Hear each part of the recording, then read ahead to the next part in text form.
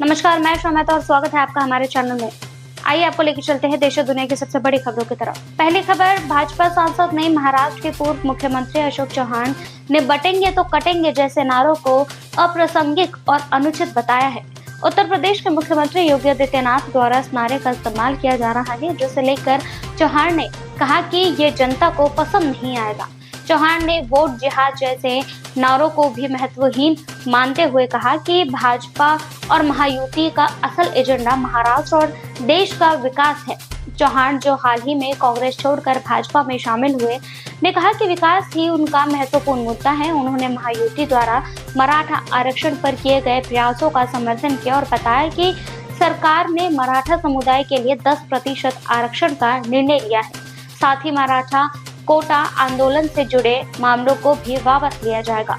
आगे चव्हाण ने कहा कि मराठा आरक्षण के समर्थन में कार्यरत मनोज जरांगे को चुनाव में भाग न लेने और न ही किसी दल का समर्थन करना उनके निजी निर्णय है और महायुति उनकी मांगों पर विचार करेगी। चव्हाण ने चुनाव माहौल को उत्साहपूर्ण बताया है और कहा कि प्रधानमंत्री और अन्य नेताओं की रैलियों से महायुति को सकारात्मक प्रतिक्रिया मिल रही है। विधानसभा चुनावों में महायुति की संभावनाओं पर चव्हाण ने विश्वास जताया कि वो बहुमत हासिल कर महाराष्ट्र में सरकार बनाएंगे।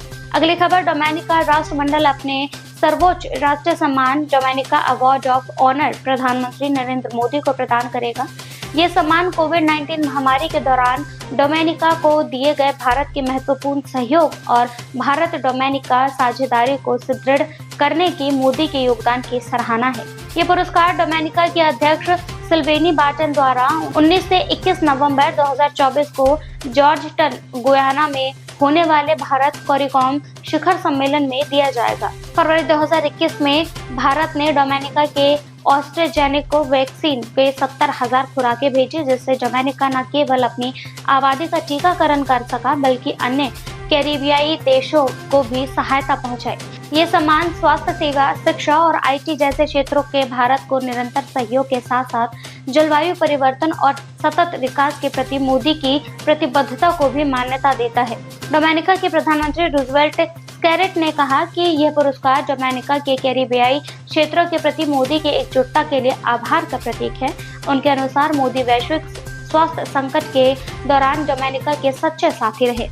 पुरस्कार स्वीकार करते हुए प्रधानमंत्री मोदी ने जलवायु परिवर्तन और भू राजनीतिक मुद्दों पर संयुक्त प्रयासों के महत्व को रेखांकित किया और कैरिबियाई क्षेत्रों के साथ सहयोग जारी रखने की प्रतिबद्धता व्यक्त की। ये शिखर सम्मेलन भारत के कैरिकॉम देशों के बीच साझा प्राथमिकताओं और सहयोग के नए रास्ते तलाशने का अवसर प्रदान करेगा। अगली खबर, भाजपा के महाराष्ट्र विधानसभा चुनावों के लिए अपने सभी उम्मीदवारों की सूची जारी की है, जिसमें मुख्यमंत्री एकनाथ शिंदे, उप मुख्यमंत्री देवेंद्र फडणवीस और राज्य भाजपा अध्यक्ष चंद्रशेखर बावनकुले सहित प्रमुख नेताओं के नाम शामिल हैं। महाराष्ट्र में 288 सीटों के लिए 20 नवंबर को मतदान होगा और नतीजे 23 नवंबर को आएंगे। भाजपा सत्तारूढ़ महायुति गठबंधन के तहत शिवसेना और अजित पवार के नेतृत्व वाली राष्ट्रीय कांग्रेस पार्टी के साथ चुनाव लड़ रही है। महायुति का मुकाबला विपक्षी महाविकास आघाड़ी गठबंधन से है, जिसमें शिवसेना, रकमपा और कांग्रेस शामिल है। रविवार को भाजपा ने अपना चुनावी घोषणा पत्र जारी किया, जिसमें राज्य में धर्मांतरण विरोध कानून, कृषि ऋण माफी, महिलाओं के लिए नगद सहायता को 2100 करने और 10 लाख युवाओं के लिए 10,000 मासिक वजीफा देने का वादा किया है। पार्टी ने यह भी स्पष्ट किया है कि महायुति ने अब तक मुख्यमंत्री पद के लिए उम्मीदवार तय नहीं किया है। नागपुर दक्षिण पश्चिम से देवेंद्र फडणवीस और कांठी से चंद्रशेखर बावनकुले भाजपा के उम्मीदवार हैं। भाजपा का घोषणा पत्र और उम्मीदवारों की सूची, साथ ही महायुति और MVA के बीच चुनावी मुकाबला महाराष्ट्र में इस चुनाव को विशेष महत्व देता है। अगली खबर, दिल्ली के पर्यावरण मंत्री गोपाल राय ने घोषणा की है कि राष्ट्रीय राजधानी में वायु गुणवत्ता की संभावित सुधार के मद्देनजर सरकार GRAP 3 यानी ग्रेडेड रिस्पांस एक्शन प्लान का तीसरा चरण को लागू नहीं करेगी। वायु गुणवत्ता प्रबंधक आयोग की बैठक में मौसम के सुधार की संभावना के आधार पर यह निर्णय लिया गया है। बुधवार को इस वर्ष की पहली बार दिल्ली का AQI गंभीर श्रेणी में पहुंचा, जिससे CAQM ने अत्यधिक घने कोहरे की असामान्य घटना बताई।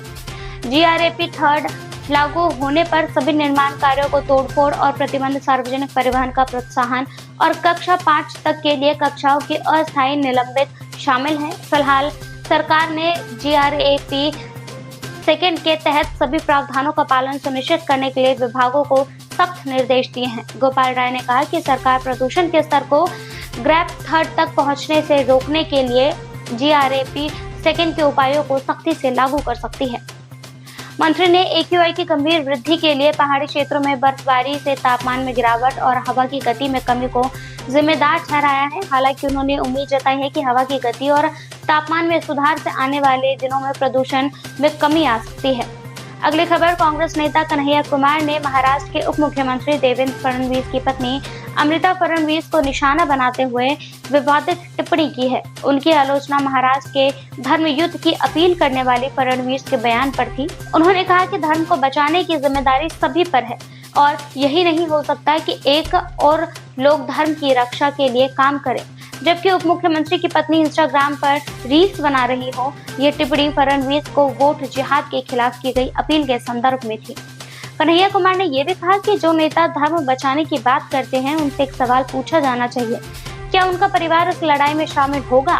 भाजपा ने कन्हैया कुमार की इस टिप्पणी पर आलोचना करते हुए इसे मराठी महिलाओं का अपमान बताया है। भाजपा प्रवक्ता शहजाद पूनावाला ने कहा कि अमृता फडणवीस का अपमान हर मराठी महिला का अपमान है। यह विवाद फडणवीस की ओर से 20 नवंबर को किए गए बयान के बाद उभरा, जिसमें उन्होंने वोट जिहाद का आरोप लगाते हुए इसे अपनी हार का कारण बताया था। महाराष्ट्र विधानसभा चुनाव 20 नवंबर को हो रहे हैं और नतीजे 23 नवंबर को घोषित होंगे। सत्तारूढ़ महायुति और महाविकास आघाड़ी के बीच 288 सीटों के लिए मुकाबला होगा। अगली खबर, मणिपुर में जातीय हिंसा के बढ़ते मामलों के कारण केंद्र सरकार ने शत्रुतापूर्ण क्षेत्रों में सुरक्षा बलों की सुरक्षा के लिए सशस्त्र बल अधिनियम को 6 नए पुलिस थाना क्षेत्रों में फिर से लागू किया है, जिसमें जिरीबाम शामिल है, जहां हाल ही में सुरक्षा बलों ने मुठभेड़ में 10 संदिग्ध कुकी उग्रवादियों को मार गिराया था और कुकी उग्रवादियों द्वारा मेतेई समुदाय की महिलाओं और बच्चों का अपहरण की घटना भी हुई थी।